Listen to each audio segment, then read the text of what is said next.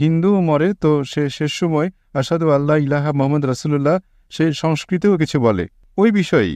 তো সাব আমার এটা প্রশ্ন যে মানুষ যখন মরে তার জীবনের শেষ মুহূর্তে সে যদি সেই সময় আল্লাহ তাআলাকে স্বীকার করে তো আল্লাহ তাআলা ওই সময় তার ইসলাম কবুল করবেন কিংবা আল্লাহ তাআলা মেনে নেবেন যে সে ইসলামের ব্যক্তি?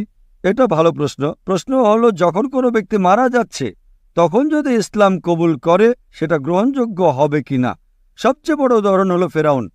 ফেরাউন এমন এক ব্যক্তি ছিল যে নিজেকে খোদা মনে করত, খুব শক্তিশালী, খুব সম্পদশালী ছিল।